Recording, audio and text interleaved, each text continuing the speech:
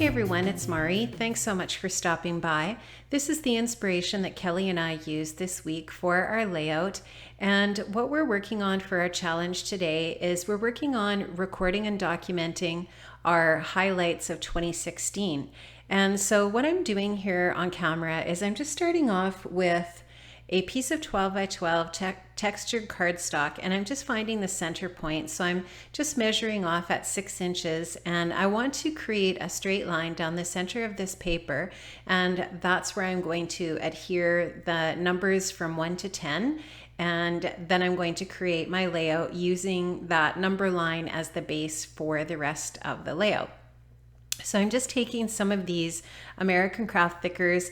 I think these ones maybe are called Adorn or something like that. I can't remember what collection these come from. You guys probably remember better than I do, but I've had these kicking around in my stash for a while. And I really like that all of the letters and numbers are a little bit different, or at least there's a bit of a pattern to the differences between them. And so I thought these would be a great choice for putting the numbers down the center of my layout, just to add a little bit of difference between the different numbers. So what I did was I just created that line, like I said, down the center, and now I'm going to put all of those numbers just going down the middle. And what I did with my ruler is I end up just putting my ruler along the numbers on the one side of them vertically, and I just use the lines on the rulers on the ruler just to ensure that I have the numbers evenly spaced going down that line vertically. And what I'm going to do is when I'm finished that is balance the layout on the left and right side of that number line. So you'll just see me here sticking those numbers down, and just from 1 to 10. Now, what I originally thought that I might do for this layout is document 10 highlights from 2016 using 5 photographs and then 5 journaling sections.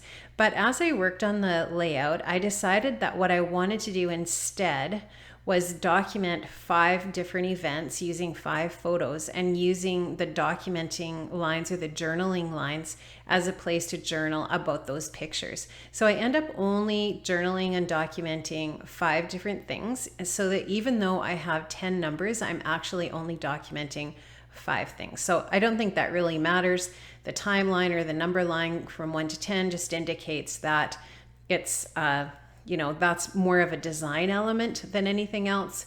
And the title at the end ends up being highlights from 2016 rather than top 10.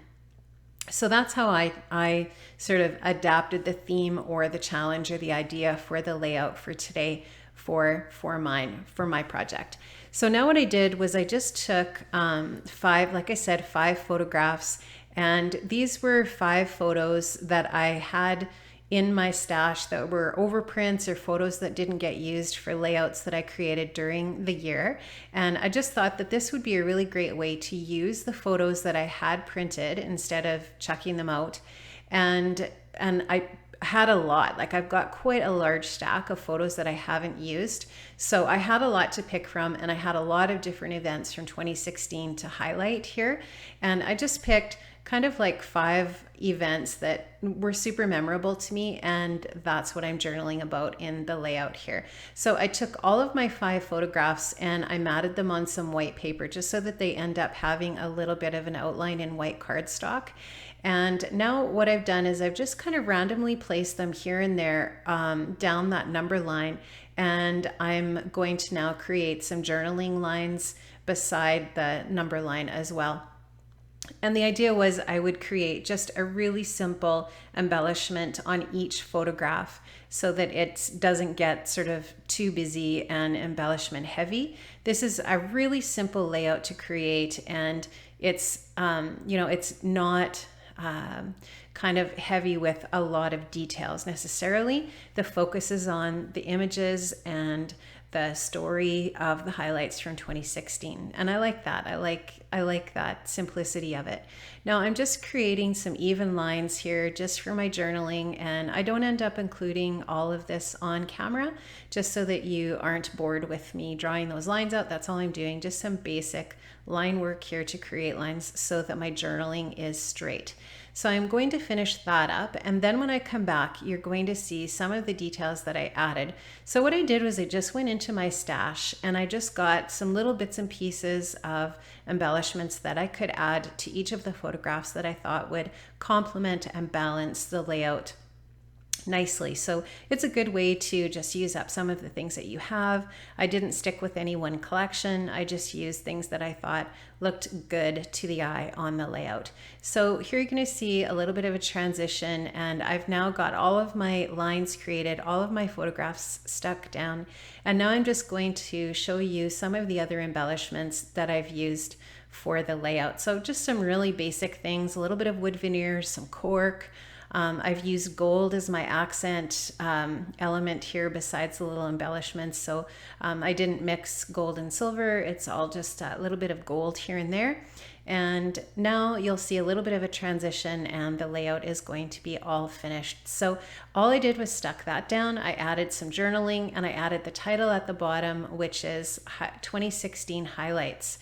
So this was really fun to create. Don't forget to check out Kelly Barron's layout as well. I'm going to leave a link in the description below to Kelly's channel. I'm sure you're all very familiar with her channel anyways, but I'm going to leave the link so that you can find an easy way to get over to hers and check out her challenge layout as well. I'm just showing you the rub-ons that I used there on the bottom, just some Heidi Swapp stars that I used just to create a horizontal line above the title. Thanks so much, guys. Have an amazing day, and thanks for stopping by. Bye-bye.